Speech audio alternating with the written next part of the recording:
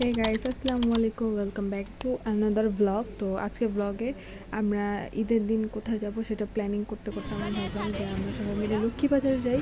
আর লক্ষ্মীবাজারে অনেক সুন্দর একটা মেলা বসে, যেখানে আপনারা ফ্যামিলি, ফ্রেন্ডস এবং বাচ্চাদেরকে নিয়েও যেতে পারবেন।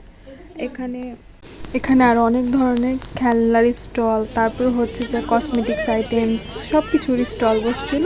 তো এখান থেকে চাইলে আপনারা কিছু কেনাকাটাও করতে পারেন। বাট আমার মনে হচ্ছে যে মেলা হিসাবে তুলনামূলকভাবে একটু দাম জিনিসের বেশি। অ্যান্ড এখানেও দেখেন অনেক কিছু কসমেটিক, জুয়েলারি, অনেক আইটেম ছিল।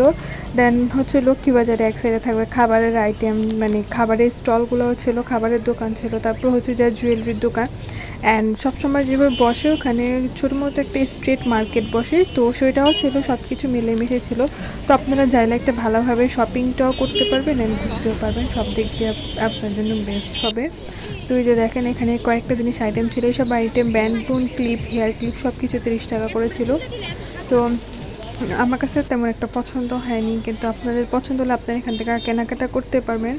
অ্যান্ড এই যে এগুলো দেখতে দেখতে তারপরে আমরা এখন দেখলাম যে ফুচকার দোকান ছিল, তারপর বাচ্চাদের খেলনার তো বেশ ভালো একটা জায়গা আমি মনে করি।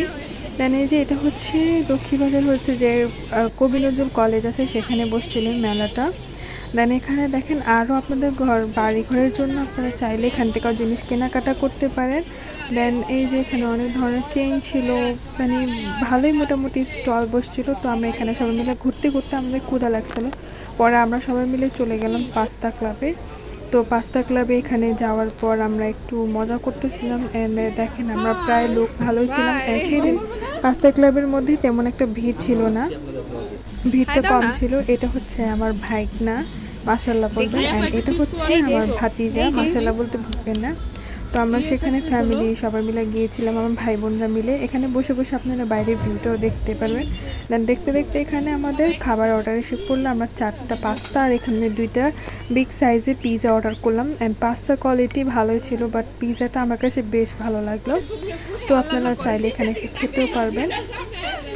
আমার ভিডিওটা যদি ভালো লেগে থাকে অবশ্যই আমার চ্যানেলটিকে সাবস্ক্রাইব করবেন, পাশে থাকা বেল আইকনটা প্রেস করবেন। এখানে যে গার্লিক সসটা ছিল পাস্তা ক্লাবে, সেটা অনেক মজার, অনেক অনেক। আমি মনে হয় এমনিতেই 2-3টা খেয়ে ফেলতে পারবো। দেন বের হতে হতে সন্ধ্যা হয়ে গেলো। এই যে দেখেন এখানে নর্মালি যে দোকানপাট থাকে সেটাও ছিল, বাট আগের তুলনায় কম ছিল। তাহলে আজকের মতো এখানে বিদায় নিচ্ছি, বাই।